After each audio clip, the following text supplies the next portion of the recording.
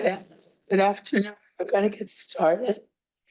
I have to begin by apologizing for my voice and to also say that my bed is partly as I'm doing this introduction. I'm going to ask somebody from my office to step in because I feel like I'm torturing you. And I don't want to torture you.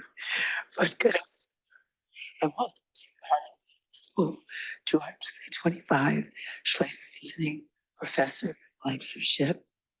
We are truly delighted to co-sponsor today's event in partnership with Mass General Brigham's Department of Surgery and the Office for Engagement and Enrichment within the Center for Academic Development and Enrichment. I will not have a person from my office say this part because it's embarrassing. I'm Dr. John and I am Dean of the Office of Culture and Community Engagement. Dean George today, he's Dean of our Faculty of Medicine. However, he does extend his sincere appreciation to Dr. Frederick for being with us today and for offering such a deep and important presentation. We sessions welcome Dr. Frederick, who is a Charles Archer Professor of Surgery and Interim President of Howard University. In his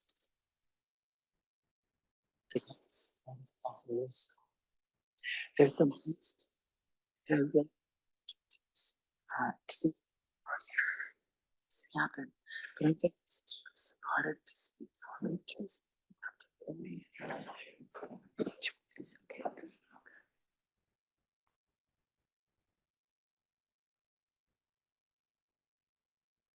again, a few things before we just the and I'm curious in chat like session and that's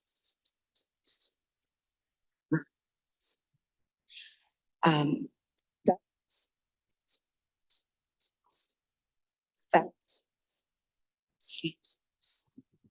visiting professor lectureship and is also helped with the collaboration effort that's taking place today. Dr. Hassan is a thoracic surgeon and the director of the Office for Engagement and Enrichment in the Center for Academic Development and Enrichment at Mass General Brigham. In recent years, she held the position as the inaugural vice chair for the Office for Faculty Enrichment for the Department of Surgery at Brigham and Women's Hospital. She earned her undergraduate degree at UC Berkeley, attended Keck School of Medicine at USC, and completed her general surgery and cardiothoracic training at Brigham and Women's Hospital, The Ohio State University, and Mayo Clinic in Rochester. Her clinical focus is on lung and esophageal oncology, with a passion for health equity rooted in family experiences. Her research focuses on urban and rural disparities in lung cancer screening and bringing mobile screening capabilities to communities in need. Dr. Hassan, please come to the podium.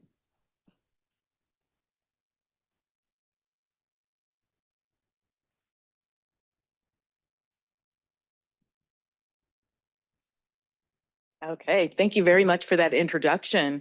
And thank you all for joining us today, either in person or online. It is my pleasure to introduce Dr. Wayne Frederick, a surgical oncologist whose work combines clinical excellence with a deep commitment to addressing the systemic barriers that contribute to disparities in cancer outcomes.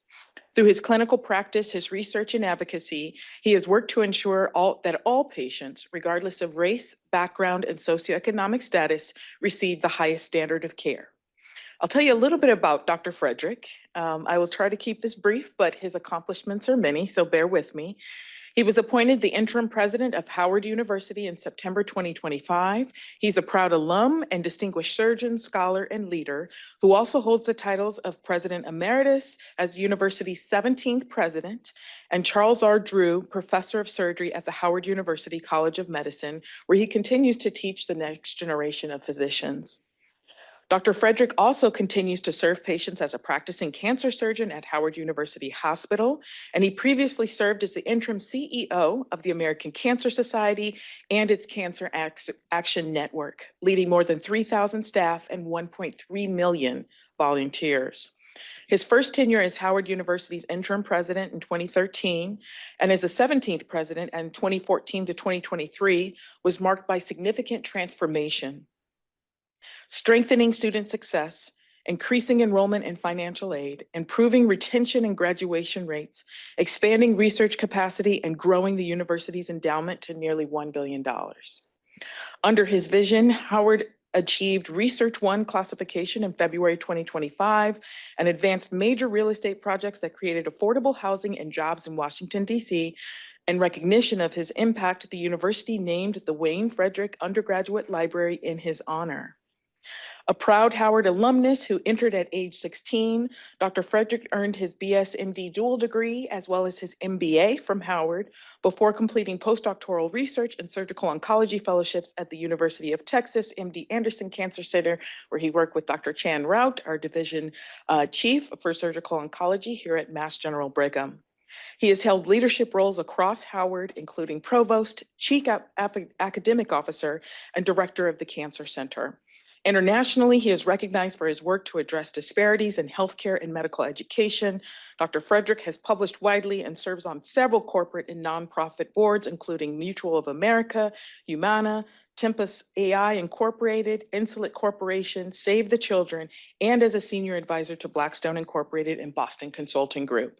He is a National Academy of Medicine member and has earned numerous honors, including the Order of the Republic of Trinidad and Tobago, Washingtonian of the Year, Carnegie Corporation's Great Immigrants, Great Americans Award, and the Sickle Cell Disease Association of America Incorporated Chairman's Award.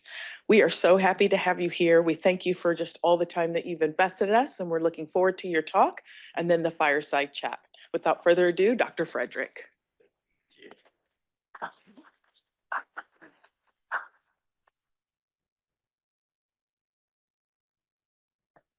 So after that very generous introduction, I probably am going to have to keep my remarks really brief so I don't mess that up. It's a pleasure to be here. First, let me thank Chan for inviting me. I have an embarrassing story to tell about Chan somewhere in the middle of my presentation, but it's part of, and you see it's consistent with the theme of what we're discussing here today. And I'm certainly happy to be here, especially at this time. With the integration that's taken place, I know there's a lot that needs to be done. And I think that word empathy is probably one that all of you are using fairly frequently in your day-to-day. First, let me thank the Schlagers. Obviously, they've been very supportive of this institution and the surgical oncology department. And, you know, as a university president who people always ask me how much time do you spend raising money. I tell them 100% of the time raising money. Donors are oftentimes very, very much the backbone of some of the great ideas that we have. And so certainly want to thank the family for their generosity to this fine institution to allow for opportunities like this to take place. So wanted to certainly make a note of that. Why do we need to focus on empathy? I have a interesting perspective about this. I actually was born with sickle cell in 1971 in Trinidad and Tobago. The year before my birth, they started mandatory testing.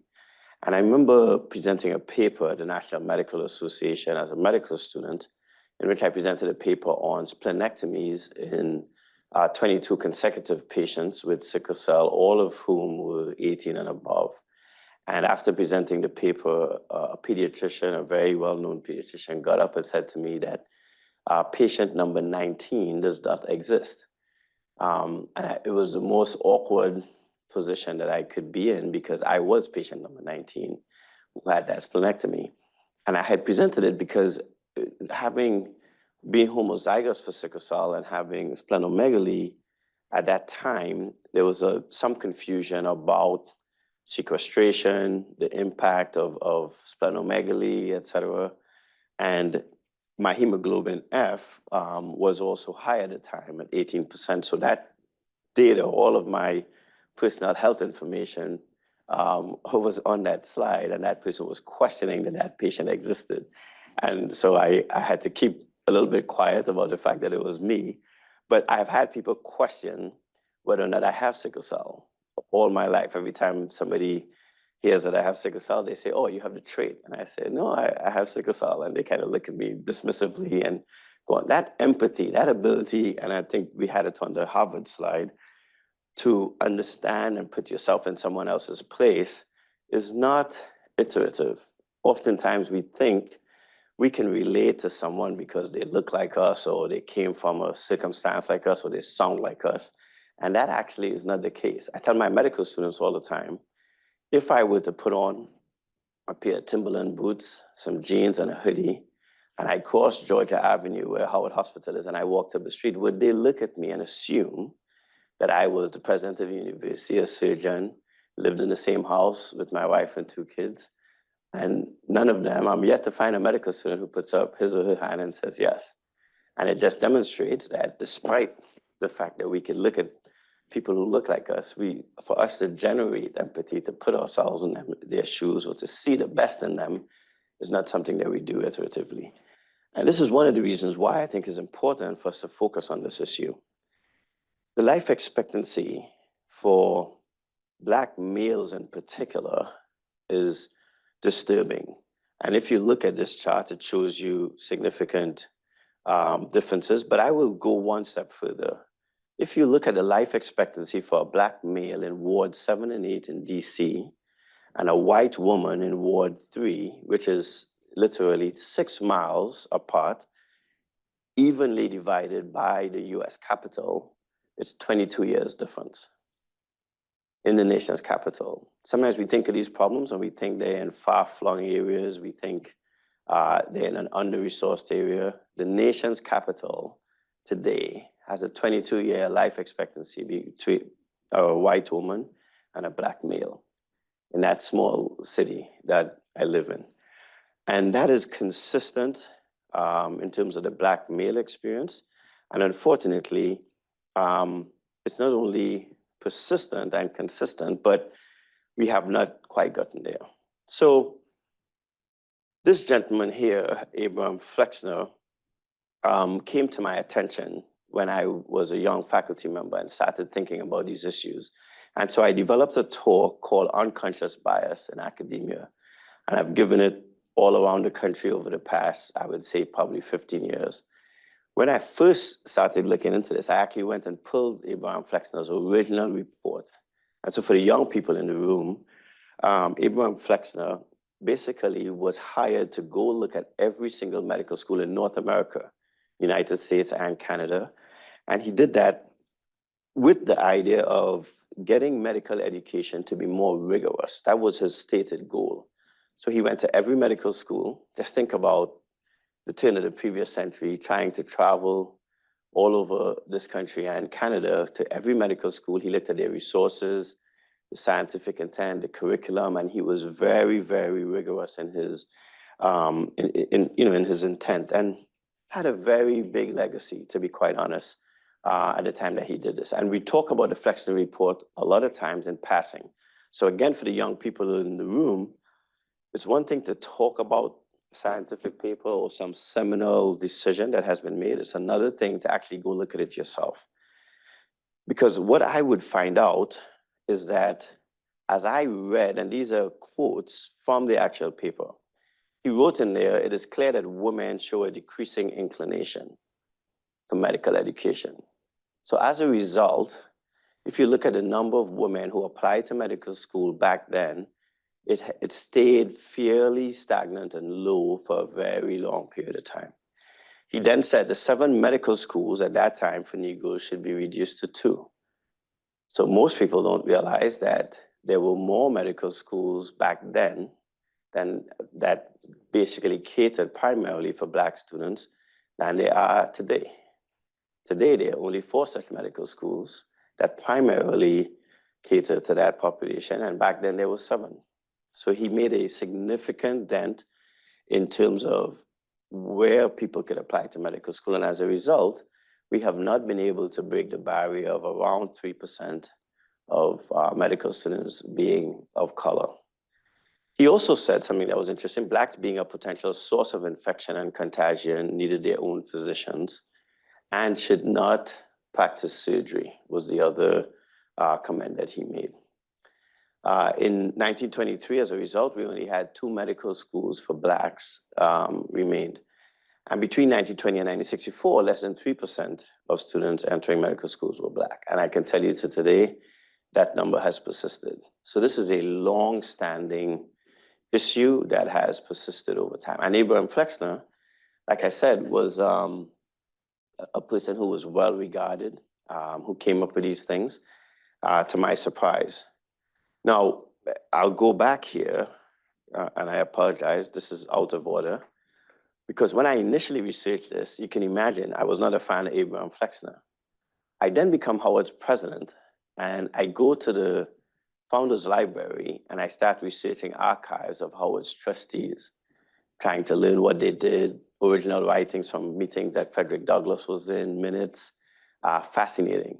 And guess who I found? Mr. Flexner was in my Howard history. Not just in my Howard history, but as you can see here, served as the chair of the board from 1932 to 1935. And the reason I have that picture of Founders Library there is because he was one of the seminal people involved in securing the money to build that building, which for some of you who might have visited Philadelphia will say it looks like Constitution Hall, and that was the intent, to make it look like that. So this same man that I had a bias for, or developed a bias for based on his writings about the Flexner Report, is the same gentleman that I now was thinking and reading about all these things he did for this historically Black college in the 1930s. And so my first takeaway, if nothing else today, is for all of us to remember that we all practice unconscious bias. Sometimes it's more conscious than unconscious, and we should not make assumptions until we read the entire story, because there's always a reason behind what has happened. So I went back and looked at the Flexner Report, now thinking of him as a Howard trustee. And guess what I found? He came to Washington, D.C., and his conclusion about Washington, D.C. was that only 1 medical school should remain in Washington, D.C. And it wasn't Georgetown. It was Howard University, was his recommendation. So again, just to contextualize, that empathy, that ability for us to, especially when the time and context gets away from us, is really important for us to think about. So with that in mind, I would say that one of the things, as I have, I would say, navigated my career, that I've come upon is the issue of trust. We often use trust as a currency, right? How often have we said, you have to earn my trust? In other words, when I meet you, I am suspicious of you until you do something to convince me that I should no longer be suspicious. And I hope that I will challenge you today to think of the fact that we should start by giving people a full bank of trust and have them spend it down rather than have them have to build it up. And the reason I say that is because oftentimes we don't disarm the people we're interacting with when we ask them to earn our trust. Because what does that mean exactly for somebody to earn your trust, right? I get hired as president of Howard University. A few weeks before that, I was a faculty member operating amongst faculty members who taught me, who knew me as a freshman medical student, a freshman undergrad student, who knew me when I was 16, when I got to that institution at 5'6", 88 pounds, with all my clothes on and some sneakers, right? And then a few weeks later, here I am, I'm the ultimate boss. And what do you think happens? Whatever trust that I built up just went out the door. I was now the enemy, right? Because people say, oh, he's an administrator. The same way in Frederick, Same person they trained, same values they instilled in me, but would not give me the bank a currency of trust. And that made me realize that how often we do that and how more difficult we make other people's lives when we do that. Now, the ultimate goal, I would say every day, is for us to amplify each other's humanity. And that takes a lot of empathy for us to look at someone in a situation we will never experience and say that I'm going to go fix that. A problem we'll never experience. And as a patient with sickle cell, I've experienced that all my life. Some of the researchers who have done seminal work on sickle cell will never experience a sickle cell crisis. But yet still, they will spend day and night working on a disease process that in my 54 years on this earth, I have now met people who've been cured. Right? So even with all of the cynicism we have, those are people that shouldn't have to earn my trust. Those are people that I should be able to sit in a room with and collaborate with and say, you have a bank of trust that you can spend down. So the How Institute has developed, I would say, a bit of a formula around moral leadership and why it's important for us to not only do things right, but to do the right things. And I think that's a critical part of that empathy and leadership. It's one thing to do the right things, but it's also important to make sure that we're doing it the right way. Because how often do we do the right thing, but then we don't let people stop hearing that we did the right thing, right? That's not the right way to do it either. Right? My mentor, Dr. LaFault, tells a story about inviting a president of the American College of Surgeons to Howard to give a talk, and the gentleman would die some 4 weeks later.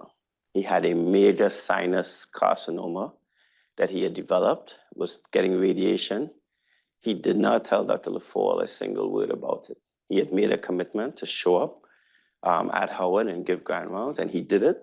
He went away, never complained, and then died a few weeks later. Dr. LaFault always used to use that as an example of not just doing the right thing, but doing it the right way. He said the entire time he was there, he could have complained about being in pain, being tired, having to go back and get his radiation. He never once did that. So I think it's extremely important that we do that as well.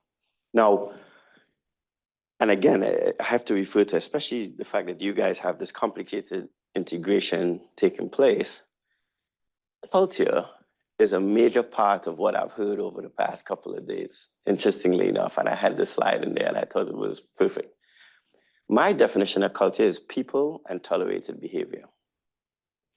If you hire good people who are trying to do the right things the right way, it's good for your culture. There's no doubt about it. But equally as important is what is the tolerated behavior? If the tolerated behavior is that we dehumanize each other, then that becomes a culture. And sometimes we think that that tolerated behavior has to be some book of rules, some book of operating procedures. And I would actually argue that it's the simple things. So I'll give you an example because all of you probably did this today. How many of you got on the elevator today at your phones, right? You just looked at your phone, there's no new text, there's no new email, but you get on the phone and you get in the elevator, and because we are so programmed not to make eye contact, to say, hi, how are you? We look down at our phones, right? That's an opportunity for tolerated behavior to change and for you to elevate and amplify somebody else's humanity. So I took a job at the University of Connecticut in Farmington. My wife and I were a young couple. On the weekends, we would go down to Times Square so that we could eat dinner, go to a play. And I would always stay in Times Square because Farmington, Connecticut was so quiet. We wanted as much stimulation as possible. I got on the elevator one day to go downstairs to get something. And this guy gets on the elevator. I was actually coming back up to my room from getting something. And this guy gets on the elevator. Elevator is crowded. We're all looking at our phones. And he gets on the elevator and says, hi, how are you? Oh my gosh, that's a beautiful dress. Oh, ma'am, you must be going somewhere fancy. Looks at another guy. I mean, and everybody in the elevator, by the time we get off, our phones are away, we're smiling. I get off the elevator, I run to my room, I say to my wife, I just had the most amazing experience on the elevator, and I tell her what happened. And she says to me, that guy is crazy. We're in Times Square. You don't talk to strangers in New York. And I think to myself, yeah, he must be crazy. He spoke to everybody. We get dressed to go out to a play that evening. We get on the elevator. The same guy gets on the elevator, the next floor. My eyes light up. And he talks, he says, he does the same thing, but looks at my wife and says, oh my goodness, you must be the luckiest man alive. She's gorgeous. We get off the elevator. She's like, that's the greatest guy I've met. And so I came back to work and I said, man, this is a very interesting dynamic. Here's this guy. We don't know his name. I could tell you he looked like Alec Baldwin. For a long while, I tried to convince myself it was. None of us knew this guy. He's a stranger. But he had impacted my attitude just about being on the elevator and saying hello to people, that it made me really think about it. So when I got back to Howard and became the president, there are two things that I would tell staff. One is if you got on the elevator, you have a responsibility to speak to the next person.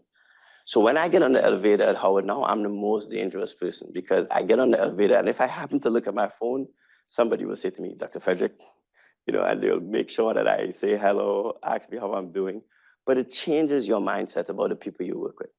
The second thing is if you email somebody more than 3 times to get work done, you should go meet them for a coffee. And if it's just too far, you should do a virtual coffee session. Why? Because when that person doesn't deliver on something you need, your instinct is to complain. Oh my goodness, Chan didn't answer my email. Now, 15 times before that, Chan delivered. This one time he doesn't deliver, your knee-jerk reaction is not empathy. Your knee-jerk reaction is, there he goes again. So first time, he didn't answer his email. But if you went and met Chan, and Chan said, yeah, I have a child who's sick, gets sick often, sometimes I have to go get him, etc. What do you think your first instinct is going to be when Chan doesn't respond? This child is probably sick. You are going to send an email to, I hope all is well. Totally different dynamic, right? And those are just some of the things I think as you think about culture, we have to think about. So I hate to use this example, but the reality is even with your integration, these are not MGH and Brigham people, right? You're now one. And individually, you also bring something very special to the place. And that's what we should be thinking, especially if you trust them as your starting point, and then you spend on that currency. Now, I'll tell you the interesting thing about leading with empathy. Sometimes people may think it is weak and is a sign of weakness. And that is also a problematic notion that if you put people first, you are somehow compromising your ability to still have exacting standards. And that's not something that you should think. My mentor, Dr. LaFolle, was the first Black president of the American College of Surgeons, the American Cancer Society. I could go on and on. He went to Florida A&M College at the time. It wasn't called Florida A&M University. He grew up in a small town called Quincy, Florida. And he would say you could drive through Quincy, Florida before you realize you were in Quincy, Florida. And he had 1B on his transcript, and at the age of 18, graduated from Florida A&M College, but didn't take standardized tests well, and didn't get in to the only 2 colleges that were left based on the previous Abraham Flexner report, Meharry and Howard. His university president would petition Mordecai Wyatt Johnson, the then president of Howard University, to admit him to Howard, and that's how he got in. He'd graduate number 1 in his class and go on to do all those great things. If that man came to make rounds and you were 1 minute late, he would just have to look at you with disappointment. And that would be all of the pressure in the world that you could have. I have never heard him raise his voice. I've never heard him say a bad word. And he was like a father to me. I spent a lot of time around him. And that really left an impression on me, because here was this gentleman, always well-dressed, always well-spoken, who you did not want to disappoint under any circumstances. Were there yellers? Absolutely, there were yellers in the department, but you could ignore them because they always yelled.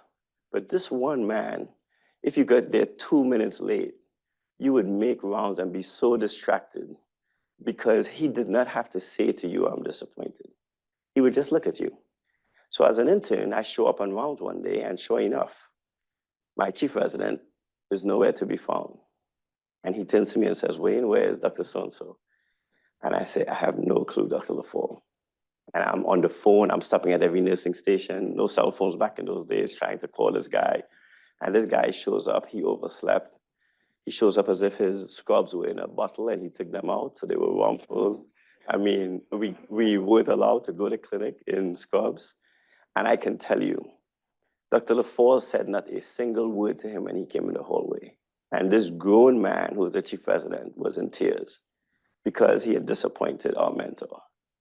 And so that issue of that human-centered leadership, setting the example, making sure that your emotional intelligence is high enough so that you interpret what people are doing, you are aware of when to push the buttons, and sometimes, to be quite frank, when to withdraw, and to give people some space, to do that, I think is important. The other thing that I think is important in terms of empathy is the outcomes that we want. We want improved outcomes in the community. There's no doubt about it. But we have to relate to where the community is. I trained at MD Anderson. I went to University of Connecticut for my first faculty job, did every index case you could do. And I came back to Howard ready to operate on the world and cure cancer. And one of the first patients I operated on was a 39-year-old woman with breast cancer. And after operating on her, she had 5 kids. Operation went well, saw her post-op. I said, listen, you have to get chemo. Sent her to the medical oncologist. I was obsessed about my patients at that time. I called the infusion center and I said, Miss So-and-so is due to come on Friday. Please call me, let me know how it goes, make sure the portacat I put in worked well. And sure enough, I get a call that she didn't show up. And so I picked up the phone and I called her and I said, listen, this is Dr. Frederick. And for 90 seconds, I went on about why it was important for her to go there. We did a good surgery. She has, and it's important for her to get her chemo to have a good outcome. And she said, Dr. Frederick, I apologize. Monday is the end of the month and rent is due. I'm an hourly worker and I had to make a decision today whether to go get my chemo or go to work. I had not stopped myself long enough to even ask her if it would be convenient to go get chemo. Because for me, that could not possibly be a choice. But I was not empathetic.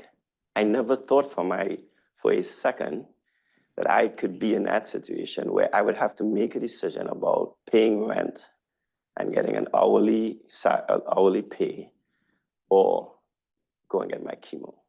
I mean, just think of that choice. And we sometimes forget that those are choices that patients are making. So sometimes even when we describe patients, right? How would we describe that patient? We would describe that patient as non-compliant. Think about that. Feeding your 5 kids versus getting your chemotherapy. And we would describe that patient in a research study as non-compliant. We have to think of something else as to how we can reach a patient like that and what we can deliver to a patient like that. And that's why, again, that strategy is important because it will improve outcomes. Had I stopped myself long enough and had a conversation with her, the medical oncologist and I could have thought of what we do. The other thing that I think is important is how we educate students today and then how we bring them into the conversation about housing insecurity, about food insecurity, how we get them to engage with patients in a way that as we infuse those things in our medical curriculum, especially with AI about to have such a heavy influence, to get them to understand that choice about health equity and what does occur. Because oftentimes we frame those things around socioeconomics that we also don't necessarily think about. As I was running the American Cancer Society, one of the biggest disparities I discovered were patients who live in rural areas. To get to a specialist like myself or Chan or anybody else in this room, some of them had to travel beyond 60 to 100 miles. So think about if you live in Alaska and you have to fly to go get a mammogram. And you might say, yeah, you can fly and get a mammogram. That's not a problem. You fly back. But then when you get back, you get a call that the mammogram has an abnormality. You need a biopsy. You've got to fly back to wherever you were. You get the biopsy, you fly back. When you get back, somebody calls you and says, the biopsy is positive. You now need a surgery. You've got to, once again, that access issue in rural areas is one of the biggest gaps in our healthcare system in America, the biggest areas of inequity. And so I know there's a lot of conversation about semantics around these issues, and I would challenge us to be more mindful of how we speak of it, not in terms of the words we use, but in terms of the outcomes and the issue at hand. In both cases, we're dehumanizing people. If we say to them, because of where you live, you're not going to get the best of care, or because of how you look, you're not going to get the best of healthcare. In Ward 7 and 8 in DC, there are 170,000 citizens. There are 2 full service groceries. There's a food desert. I can trip on my way to a grocery in Northwest DC and fall into another grocery. That's how many groceries there are. Sometimes I walk out of a grocery and I look around and I think to myself, there are 4 groceries in this one block. Like, how much food could exist in this place, right? My kids went to school, and across from the school, I would literally go from grocery to kill time when picking them up. I could go into Liddell, I could go to Whole Foods, I could go to Giant in this one block, and I could compare prices. I could totally waste time. 170,000 citizens in DC live in Ward 7 and 8 with 2 full service groceries. And then we're going to chastise them for not eating healthy. Right? So we have to start thinking about how we speak to students, how we do case studies around educating them around these issues. The other thing I think is very important is that this has to come from leadership. Every institution has to model that compassion from the C-suite. We cannot ignore that from the C-suite. I have a cabinet at Howard that is made up of about 12 people. One of them is here today. This is Dr. Scales. One of my kind of leadership things that I do is every time I do one of these visiting professors, I take one of my leaders with me, because I think it's important that she and the rest of them see and hear what I do, understand it, get to work with colleagues at other institutions as well. I shouldn't be the only person benefiting from going to another institution and seeing something different. But in my cabinet, in my first term, I hired a white CFO by the name of Michael Mash. Incredible guy, very, very experienced and hard to recruit. Every time I thought I had the deal closed, he would say to me, Dr. Frederick, are you sure about this? I'm a white Jewish guy from Philly. And I said, yes, I'm sure about this. Howard is the right place for you. Finally close the deal, and he comes. Every Jewish holiday, he would go away. It's a Jewish holiday. No other Jewish folks on my team. So you could tell the dynamic. Nobody ever complained. Nobody ever said anything. But every time he would go, I would think to myself, somebody in here is probably mumbling. And so the one time he was going away, and I called him into my office. I said, Mike, when you come back, I want you to tell us about the holiday, what it was about, etc. Now, he was 20-something years, probably my senior, so he kind of looked at me skeptical. And he, walked out to the office, and I thought, man, I hope he took that the right way. Like, I hope he didn't think I was being a little overbearing. Sure enough, he comes back to the next cabinet meeting. He has green apples, honey. It was Rosh Hashanah, and for the Jewish folks, you would know, he came into the cabinet meeting, distributed the apples and honey, told a story about the Jewish holiday, and you could see him light up. He was red in the cheeks. He was a gregarious guy, but he was having an incredible time. And probably for the first time, he brought his true self to work, right? Because for probably the first time, he really came to work and felt like, yes, the folks in here know who I am. And they wanted to know. The only burden was every time he would go to a Jewish holiday, people would expect him to bring back goodies and stuff like that. But it was worthwhile because it made the team see Mike in a different way. It made them empathetic about the life that he was living, his religion, etc. And it also made them able that when he went away to understand what he was doing and why he was doing it. And so it has to start at the C-suite is what I would say as well. I'm very interested in the whole discussion about diversity and inclusion and the fact that we've now taken these words and made them bad words, so to say. When George Floyd was murdered, I told my team, a lot of people are going to join the caravan to social justice that we are on, and we must welcome them. The bus was swollen that summer, and I was happy. But I also said to them, we have to make sure we get new tires, a new carburetor. My kids tell me there are no more carburetors in cars, but we have to get gas. We have to make sure they leave us with new windshield wipers, new windshields, etc. The other thing that we often don't do in movements is we often don't stop ourselves long enough to say what it is about this movement that we must not have go away. If I told you in the summer of 2020 that 5 years from now, DEI would be a bad term, and institutions of higher learning in this country would be wiping those things away, you would have scoffed at me. You'd have laughed at me and walked out of the room. You'd have said there's no turning back.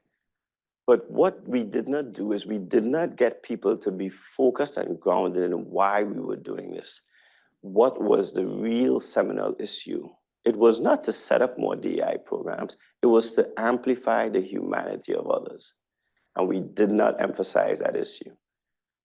Rather, what we did is we tried to hold corporate folks accountable by having them put money. People that are making billions of dollars in profit showed up at Howard University and gave us $1 million and walked away, and we applauded. And every time they walked away, I said to people, that's their change. That's their pocket change. And for them to be able to quiet us by putting 2 coins together is our fault. It's not theirs. And so we can't be surprised we found ourselves here. There were also early harbingers that was happening. In the summer of 22, less money was given to social justice causes by philanthropy than in 2019.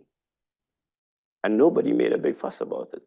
And now we have 2024, an election takes place, we find ourselves in 2025 and we're all aghast. But it happened in 2022 and none of us said anything about it. And so the other thing that we have to look at is how do we expand some of the pathways? How do we emphasize to people, especially in movements, that these are the right things to do? And those partnerships are critical.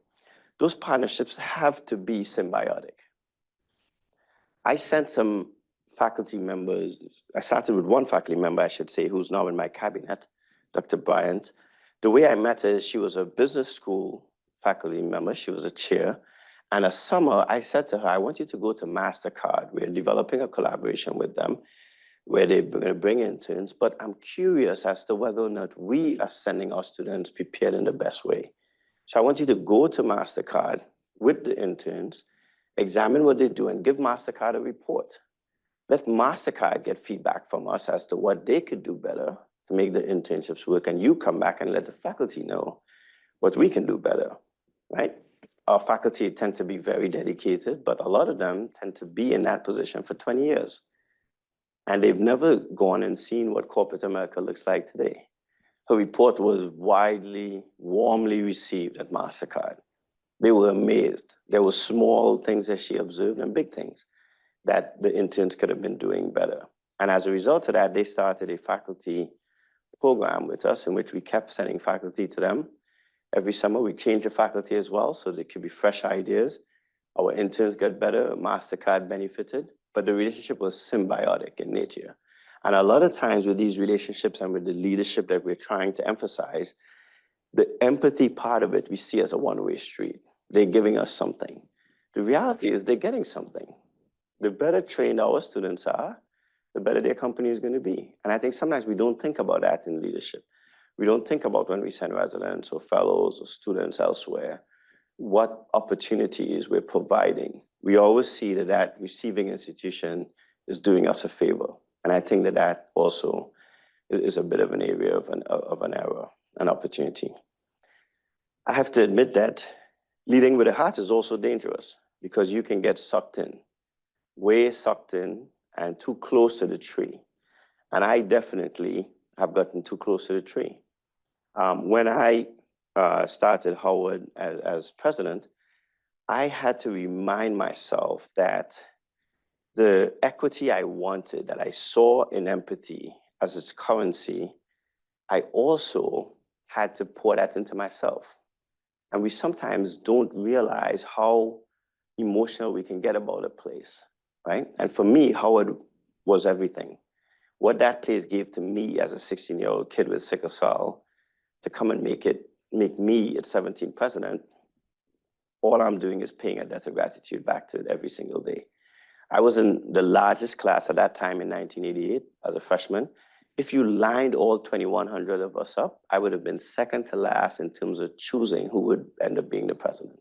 And that's because there had to be one knucklehead who was worse than I would have been as president. And yet still, that place gave me every opportunity every single time to become a surgeon. They never questioned the fact that we had never trained a surgeon with sickle cell. I have never met another surgeon with sickle cell myself. But that place saw something in me and gave me that opportunity. But you can get so close to it that every little thing somebody does that you don't like about it drives you crazy. You just absolutely want to go berserk. And sometimes it's big things and little things, right, that people do. A lot of the fraternities and sororities, the Black fraternities and sororities started on my campus. And they started building these monuments to themselves in the valley of my campus. And I started thinking, this looks like a graveyard. And I would get so upset every time I would get a new petition. And you know, once you approve the first one, and my predecessor had approved the first one, you have to build one for everybody. And those things used to irritate me so much. My daughter goes to college, and she's thinking about pledging. And I had to come home one day and say, how am I going to explain to her that I don't like these monuments, whichever one she picked? And sometimes we don't see those things. And then I think to myself, why is this so important to me? At the end of the day, I'm running an entire institution, and this one issue can't needle me that much that I could get so worked up about it. But it takes time, right? And so the other thing that I want you to take away and think about is the fact that we have to make sure we're self-aware when we lead with empathy. We just can't assume that we're going to do certain things. And the self-care portion of this is extremely important. My dad committed suicide one month short of my 3rd birthday. And I did not know that well into my 30s. My mom would never speak about it, etc. The story in my house is he was a mounted branch police officer who fell off a horse and sustained a head injury. But that was just part of the story. He did fall off a horse and sustain a head injury, but then he did not have the coping mechanisms as he would get older. This is saying out of range, which is why I think, oh, excuse me. Okay, I'm not sure if it's, yeah. Oh, sorry.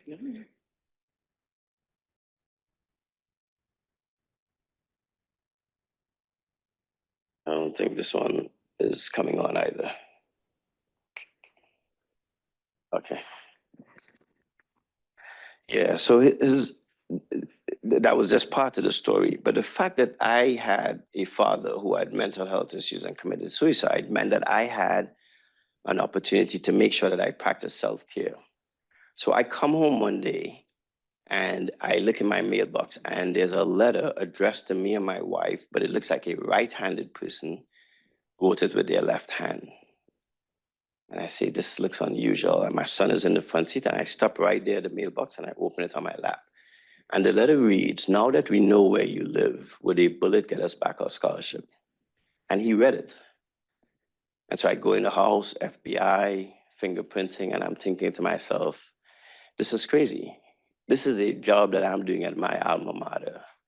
This has no place in doing that job. My board approaches me about an extension. I agree on one condition, that they write a letter to the community and basically say to the community, this is inappropriate. And this is, you have to remember, this is before the United Healthcare incident. I had expressed a concern that what was happening on our campuses in terms of the ability for young people to be co-opted by others and to get thoughts and notions about things was becoming dangerous. They wrote the letter, I took a look, the board leadership, and then they decided, you know what, it would upset the community too much. And I said, well, it sounds like you just started a search for the next president. Because what we must never do as well, as we think about empathy, is recognize that you cannot give to people if you have an empty tank. And that's often an error that we make. We run down our own tank of goodwill and empathy, and then we expect ourselves to go out and keep giving it. And that is a recipe for disaster as well. And we must be self-aware enough to make that tough decision when that opportunity comes.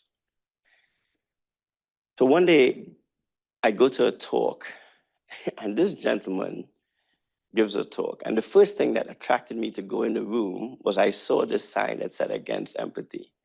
And I thought to myself, this is crazy. Like, how could somebody even have thought about writing a book about this? And I go in there, and you can see his quote here. He says, by empathy, some people mean everything that is good.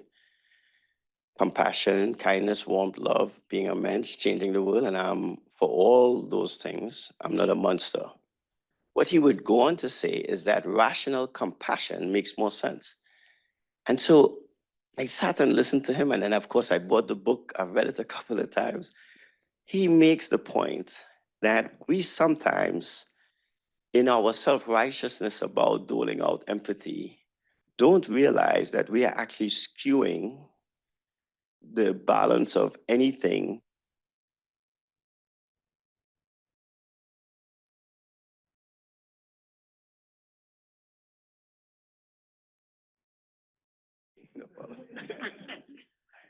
See, but she's being empathetic for whatever. But he makes a point that sometimes rational compassion is better. Because when we dole out empathy in our self-righteous way, we sometimes compromise the very thing that we want to fix.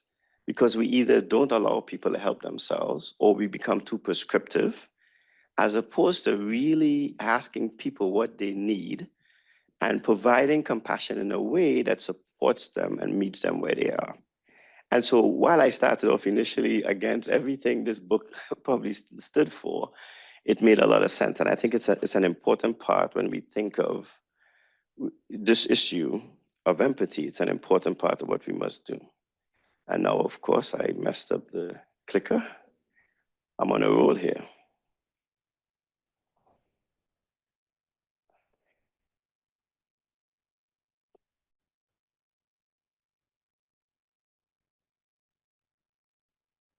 So as I begin to wrap up, I'm going to tell you a couple of stories. My kids are very instructive to me.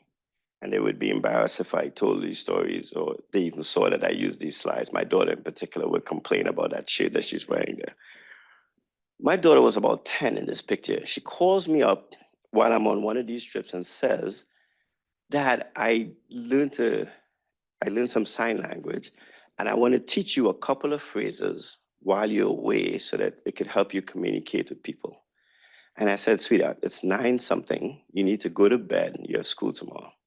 She says, wait, let me just run the alphabet for you and then give you a few more things. And so being a paternalistic dad I was, I there sighing. And then I said, listen, theory, we do not know anyone who signs. So what value is this going to have for you? You need to go to bed. So she reluctantly goes off. Episode passes. A year later, she comes home and she has a very, very cheeky look on her face. And she says, Dad, why don't you sit down? I have a story to tell you. She goes to school, meets a young lady, and the young girl says, why don't you come to my house after for a play date? So she calls her mom. Her mom says, okay. She goes home with the young lady. And when she gets to the door flings open and both parents are signing to the young lady. And my daughter's behind her and my daughter is signing back to them. And so they're like, what's going on here? And so they start asking her, do you have a sibling who's there? Are your parents? And she says, no. I was looking at a television show one day. There was an actress who was hearing impaired, and I thought to myself, how could we as a society walk around every day and not learn to sign? We learn other languages, but we don't learn to sign. She's at a school that I would leave nameless right now, and she is petitioning them to put sign language on as a language requirement that you can graduate with. Now, I would meet the parents of that child later on. I'm doing a fireside chat at her school. I'm now on the board of her school, and I'm doing a fireside chat. And I begin to tell a story, and I look straight ahead, and this couple are like bawling. And I'm thinking to myself, what did I say that's so embarrassing? I get up after, and sure enough, the girl's sister comes over and signs and introduces me to the parents. And they say it's the first time they met a kid who had no family members, no friends, nobody in the neighborhood, who just went out of her way to go do it. And I thought to myself, this 10-year-old could develop that level of concern for somebody she may never meet. Remember, this didn't happen for a year. So she could have lost her enthusiasm within 2 weeks of doing that. My son, as you can see here, I like to describe him as a college dropout. He doesn't like that. He went to Duke and played varsity soccer, and a year and a half in, after his sophomore season, he was drafted number 2 in the draft for the MLS and now plays professionally for the Colorado Rapids. He was a standout player in high school, was a team captain, and as a senior had a very close friend named Antonio from Portugal who was obsessed with soccer. And they wanted to have a conversation about, getting on the team, etc. The guy worked all summer, didn't make the team. And Antonio was devastated. And so my son comes home and tells me, Antonio didn't make the team. He's devastated. They picked me as a captain. I go to every game, and when I go, I see Antonio. My son was wearing number 26 at the time. Antonio is wearing number 27. He's dressed every game. He never comes in the game all season. I asked my son a couple of times about it. He brushes me off, and I'm confused. I was like, I thought Antonio didn't make the team. He's like, yeah, don't worry about it. So at the last game of the season, Antonio's mom comes over to my wife and I, and she is bawling. She's trying to get the words out and can't. Long story short, my son goes to the coach and says, hey, Antonio didn't make the team. He doesn't deserve to make the team. He doesn't deserve to play. But my dad used to be the team manager of Howard's soccer team because he had sickle cell. I think you should make him the team manager. I want you to give him a uniform, have him get dressed every game, and he doesn't have to play. Antonio runs out of the office, hugs my son. He's crying, he's bawling. And so same thing, I think my son is DC Player of the Year.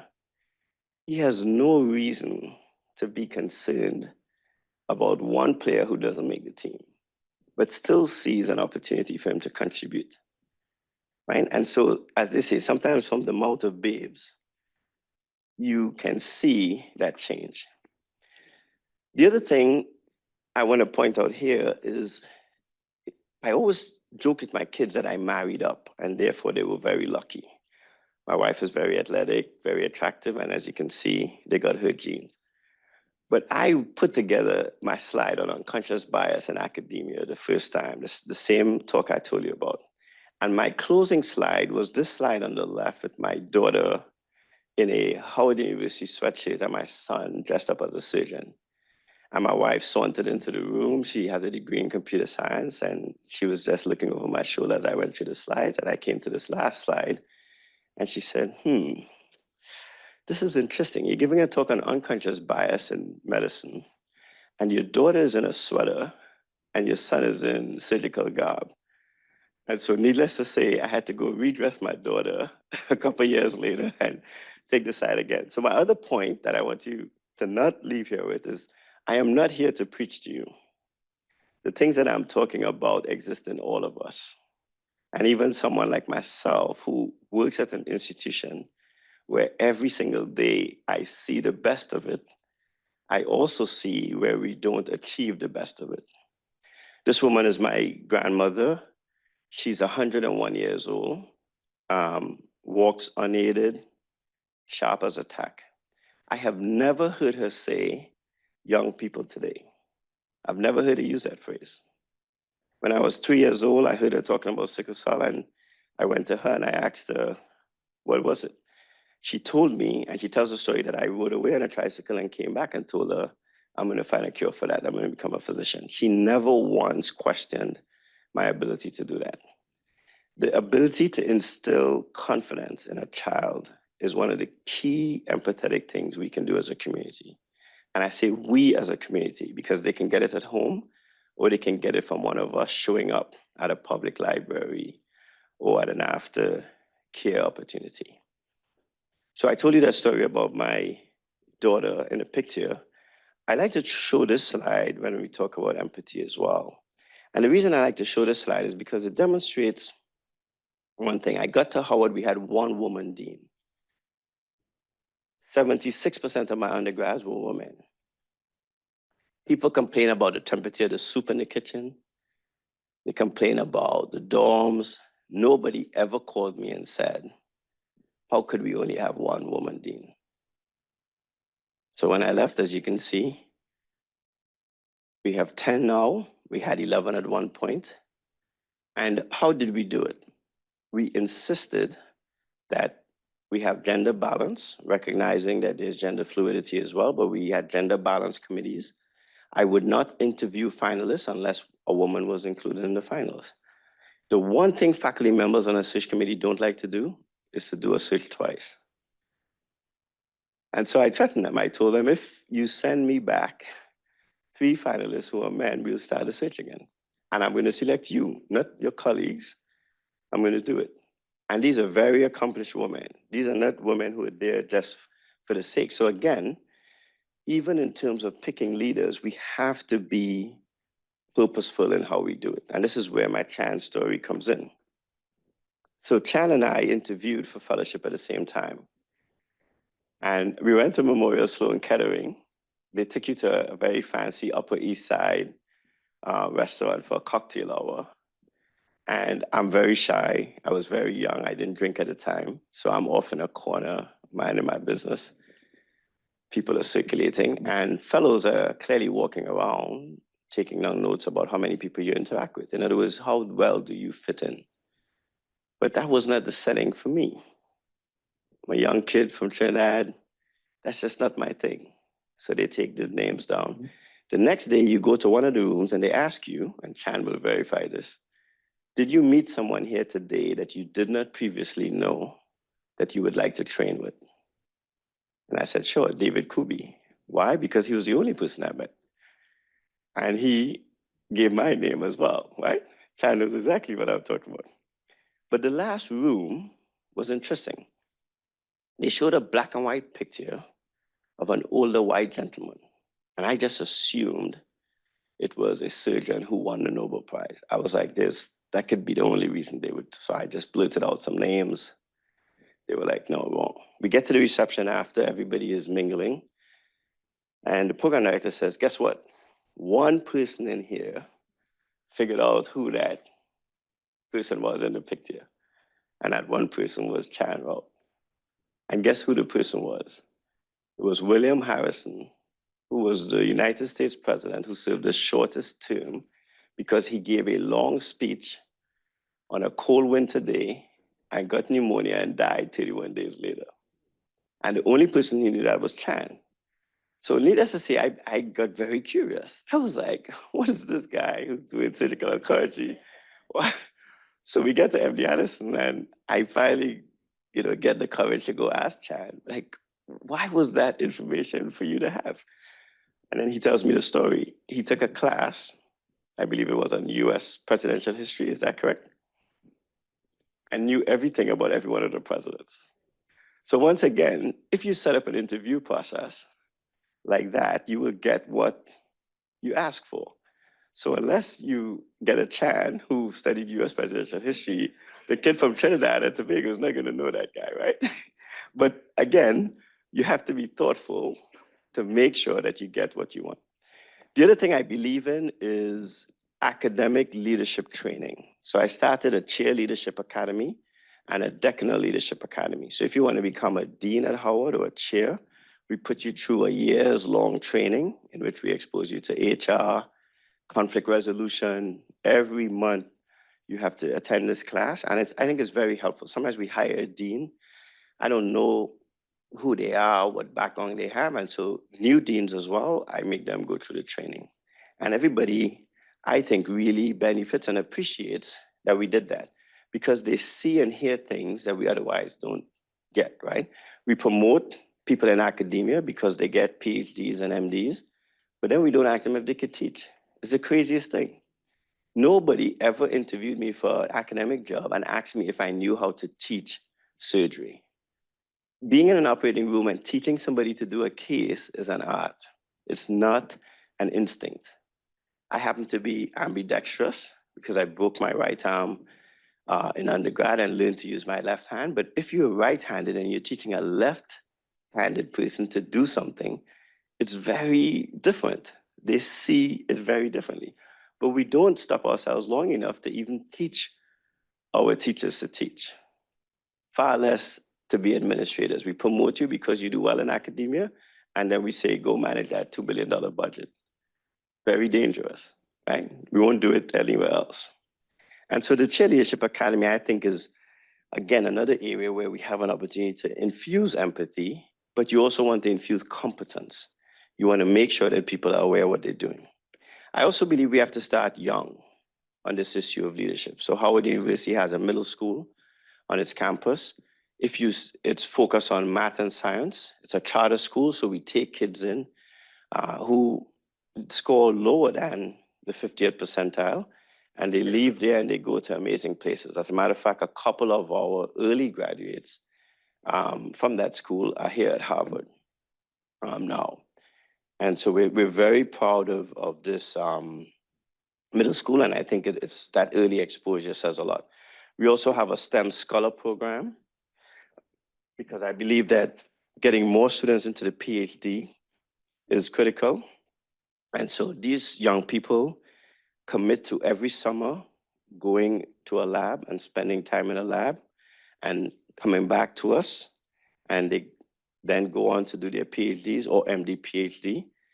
We think that by 2030, we would have tripled the number of Black MD PhDs in this country just because of this program. You can see how many students are here, and these young people are amazing. I can't tell you how not just smart, but socially conscientious they are. We also, the first summer before they start at Howard, we bring them in and they do 2 courses with us, and then we take them on a trip. And usually it's an international trip to a place like Ghana, et cetera, to expose them.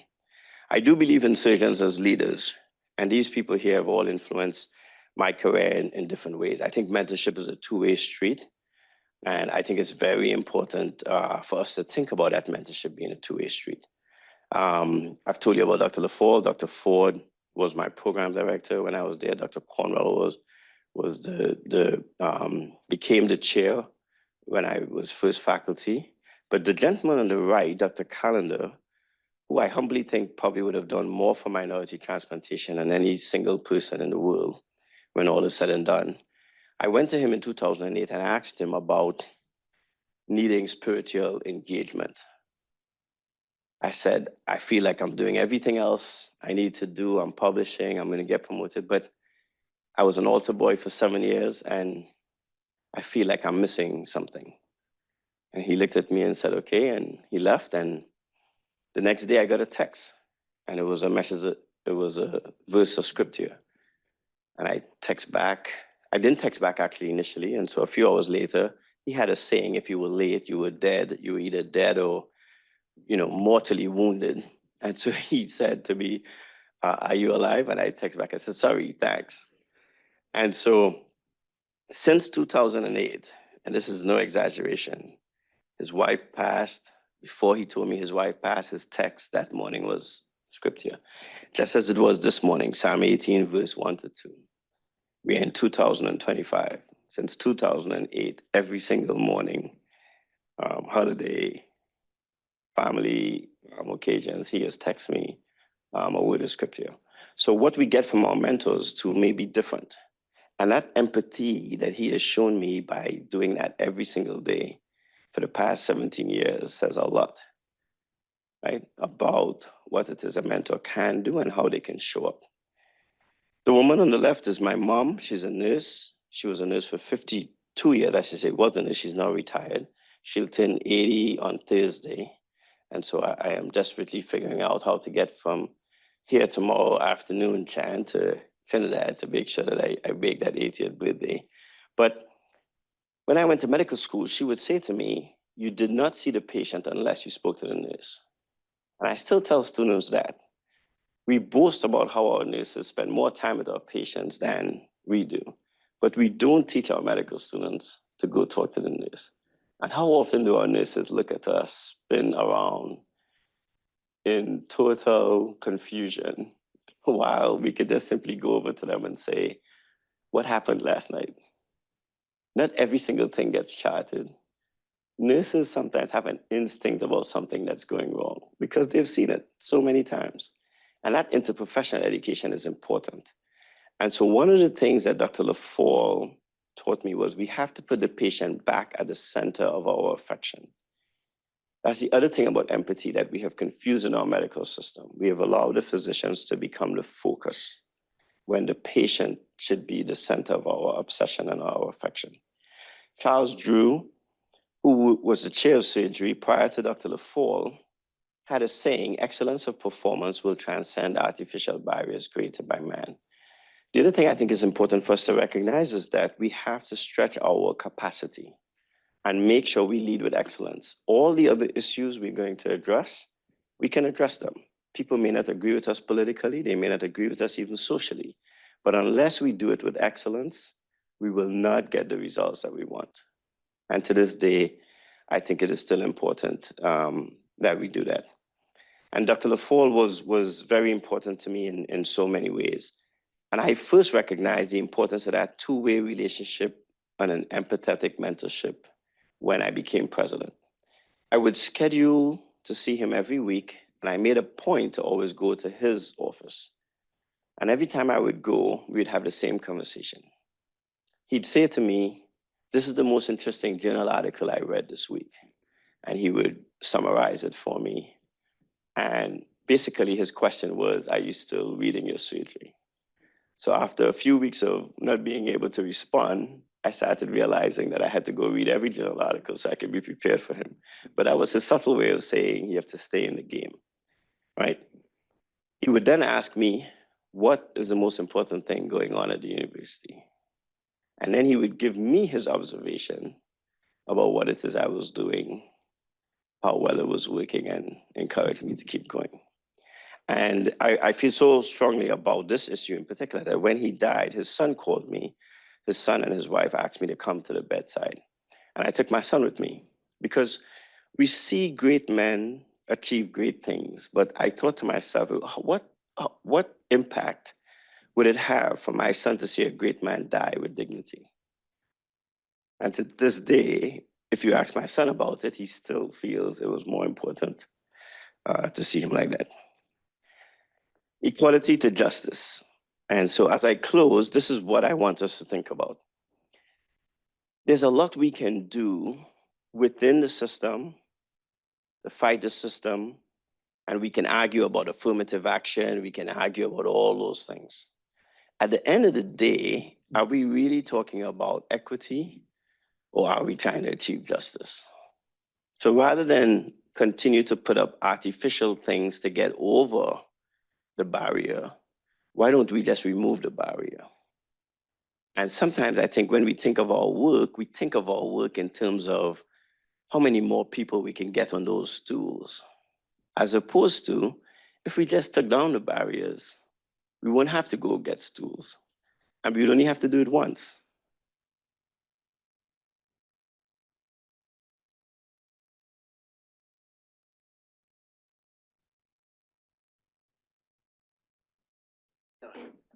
Good timing because I'm just about done. So thanks for your attention. I hope that I give you some things to think about. And as I close, I do want to encourage you. I've met a lot of people here. I've been a great admirer of this institution from afar. The relationship between Howard and Harvard is an incredible relationship. I don't have data on the medical school, so I'm going to come back and ask Dr. Reed to help me get it. But in the business school, over the past 60 years, since they started admitting African Americans to the MBA program, The first graduate from the Harvard Business School and MBA was a Howard alum who also served on my board of trustees as well, Benary Wiley. But more importantly, over the course of those 60 years, the number one supplier of African Americans to Harvard Business School was Harvard undergrad. Number two, Howard University. So the welcoming that you have shown us and my students is one that I am appreciative of. And I'm pretty sure the data will suggest something similar in the medical school as well. So thanks for your attention.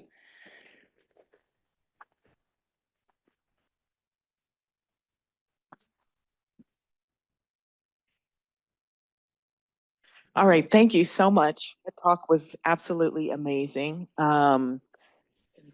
We just appreciate you coming and just sharing all that wisdom on.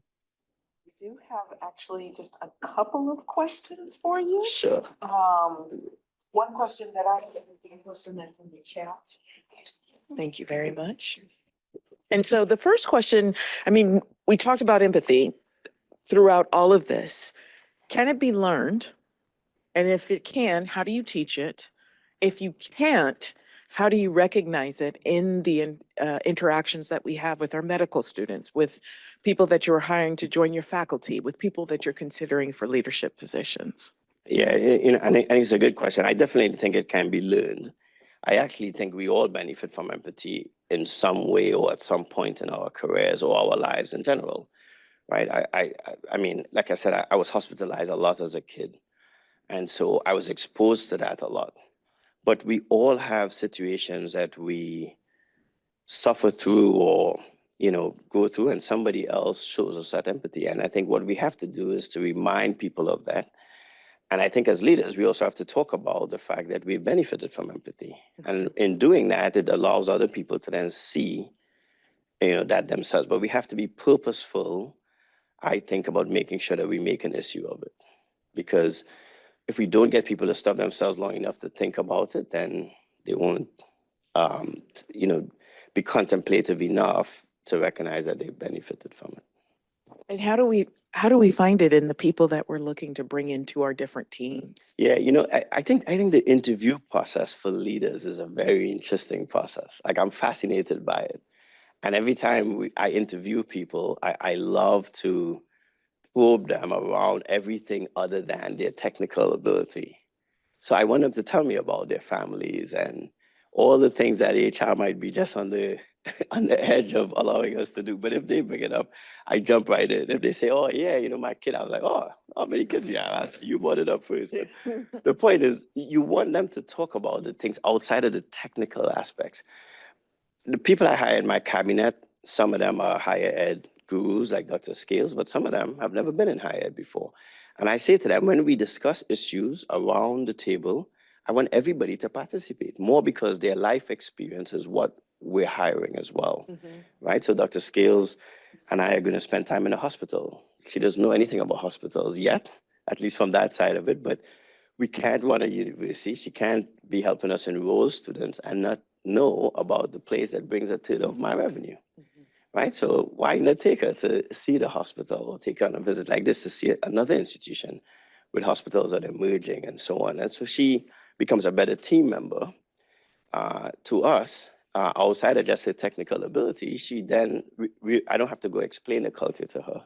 She's going to feel it, you know? And so you want to ask people about those. So the next time somebody interviews her and they ask her about, you know, her role at Howard, et cetera, she can say, you know, I actually learned a lot about hospitals, right? Which is going to be a unique skill set that she's going to have. Okay, thank you. And then we had one question from the chat. It says, what you said about acting with empathy, about placing trust in people until they give you a reason not to trust them, rather than the opposite, resulting in others seeing you as weak, resonated with me deeply. My question is, how do you respond to people who treat you as weak or dismiss you, act condescendingly towards you for acting with trust and empathy? And as a follow-up, if the person you choose to put your trust in uses up the bank of trust that was placed in them, how do you move forward? How do you respond to the people who say, I told you so?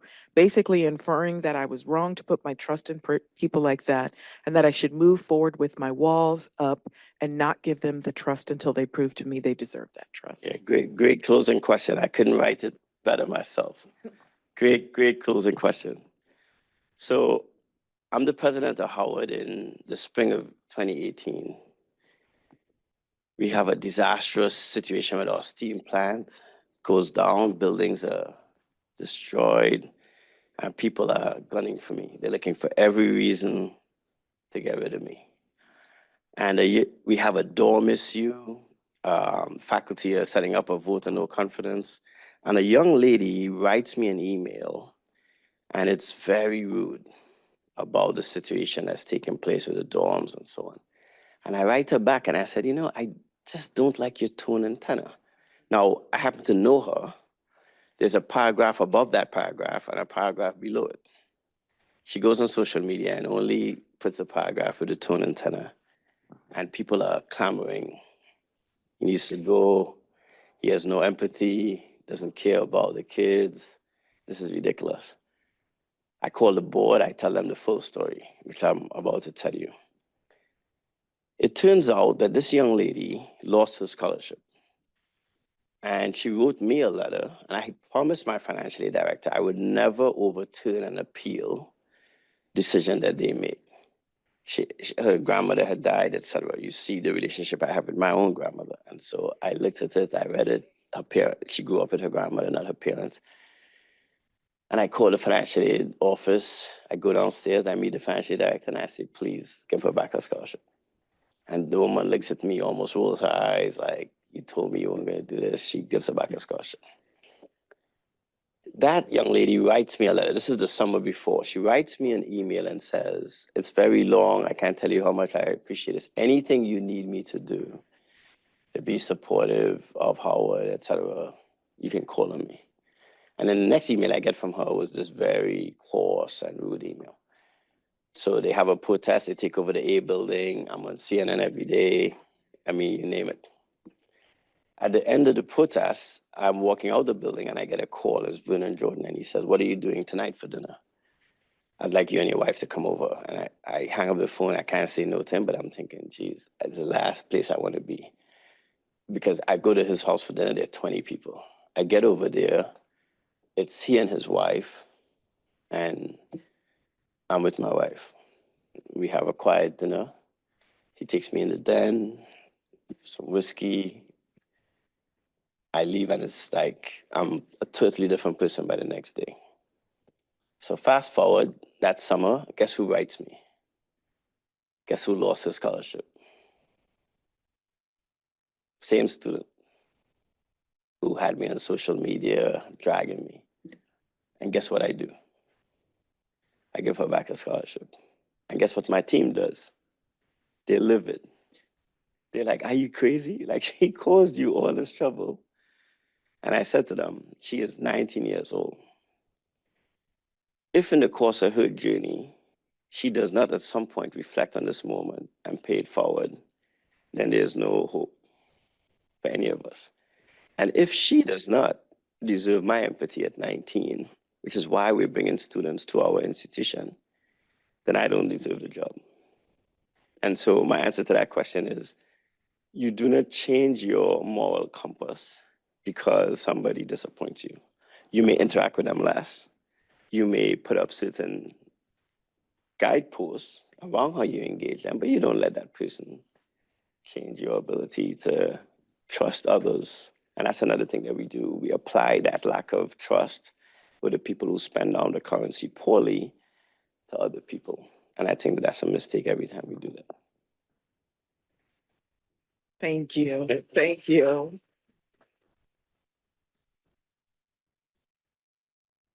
Thank you again. Words can't express how amazing that was and how amazing it is to have you with us. I would like to invite everybody to partake in the reception and spend some time with Dr. Frederick.